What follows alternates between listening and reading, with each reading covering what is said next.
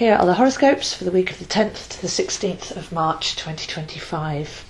So last week we spoke about the first part of Venus approaching retrograde and what Venus is like in Pisces. But as Venus actually moved into Aries and is going to retrograde first in Aries and then back into Pisces, then it's worth having a look at what Venus in Aries represents. So the Venus retrograde taking us from the 2nd of March to the 13th of April. We're going to go back from Aries into Pisces. And Venus is moving very closely with Mercury. So they're at very similar degrees of the zodiac, both retrograding back from early degrees of Aries into late degrees of Pisces and then going forwards again. So we'll talk about Mercury retrograde in a minute, but as we can see, the big picture here is rebalancing the head and the heart, the mind and the soul. So Venus retrograde in Aries will actually be impacting people with Sun, rising or strong planets in Aries, but also look across the chart to Libra as well. It's the cardinal signs that are highlighted here, and those are the ones that bring the greatest change. So if you did have Libra rising, you'll be having Venus retrograde in your house of relationships. So that shows us clearly what part of your life will be up for revisal. In order to have good relationships, we need to be sovereign to ourselves, not expect other people to love us or do our inner work for us. So the opportunity, therefore, is to revise how we feel about ourselves, to tackle our own inner issues, to release and rinse while there's so much energy in the sign of Pisces, and to get ourselves sovereign so that we are love, we deserve love, we embody love, and therefore effortlessly attract fluent and mutual relationships into our lives. So lots of focus on the heart, relationships and sovereignty this week, as both Mercury and Venus shimmering around the same degrees. Mercury ready to go retrograde, Venus already retrograde, go in.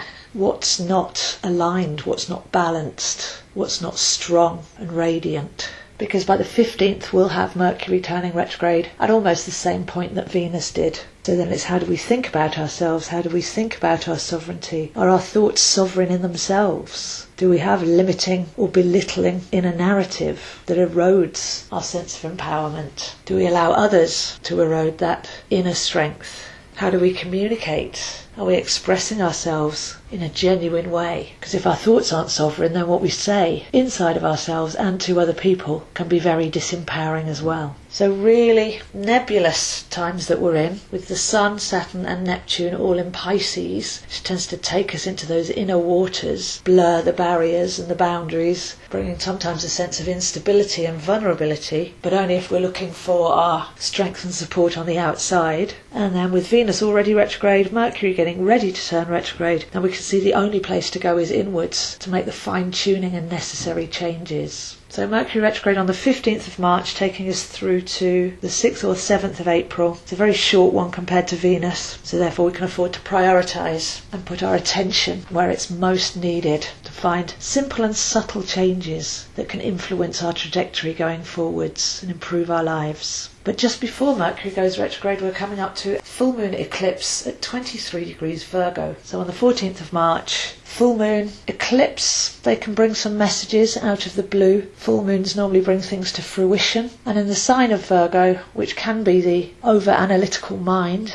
then can we set the intention to bring negative thoughts, beliefs that we've been holding to an end and realise what the mind was made for, to work as a servant, focus our daily energy into productivity, into creativity. So this full moon we've got lots of planets together, Saturn, Sun, Neptune, Venus and Mercury, all moving around together, all moving backwards and forwards. It feels like the tides going in, going out, nothing's really stable. And yet in that flux there's room for change, there's room to make space, there's room for magic to happen. If we're not micromanaging our daily existence, if we're not too focused on plans and deadlines. So maybe let go at this full moon, see what messages it brings forwards for you. What house will that be in? 23 Virgo, with the Sun opposite at 23 Pisces. These are the mutable signs, and they're the signs most capable of making change, of being fluent, liquid. So although no planets are actually changing sign this week, we can see that there is a lot of change around.